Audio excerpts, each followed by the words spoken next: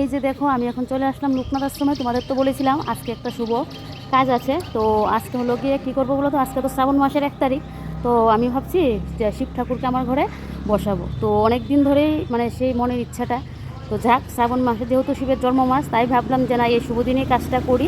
তো শ্রাবণ মাসে তো 4টা সোমবার যে পরে, উপোসগুলো তো করবোই। আর আমি একটু ওই যে শিব ঠাকুর উপোস করতে বেশ মানে পছন্দ করি, আমার খুব ভালো লাগে। এই যে দেখো সবুজ কাচের চুড়িও পরে নিয়েছি, আমার খুব ভালো লাগে।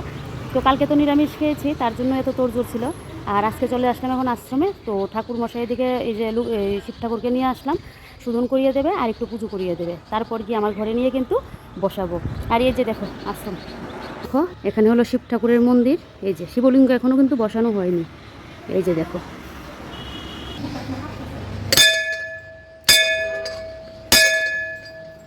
আর এই যে দেখো ঠাকুর মশাই কিন্তু লোকনাথ ঠাকুরের পুজো করা কিন্তু কমপ্লিট হয়ে গেছে। আর এই যে দেখো এই শিব ঠাকুরকে এসে কিন্তু আমরা করাই, ওই যে শিব চতুর্দশীর সময় বা শ্রাবণ মাসে করালেও বাড়িতেও করি, আর এদিকে এখানেও করি। তবে আমার ঘরে তো ছিল না, তো আমার ঘরের জন্য এই যে দেখো শিব ঠাকুরকে নিয়ে আসলাম। অনেক দিনের বলতে পারো ইচ্ছে পূরণ, অনেক দিন ধরে আমার মনে মনে ইচ্ছে। তবে ঠাকুর না চাইলে তো আর সম্ভব না, কোনো কিছু ঠাকুর চাইলেই সব কিছু মানে সম্ভব। তো ঠাকুর হয়তো চেয়েছেন আমার ঘরে আসবে।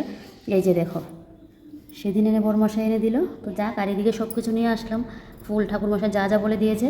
আরও ওইখানটায় ব্যাগ রয়েছে, এখানে মিষ্টির প্রসাদ সব কিছু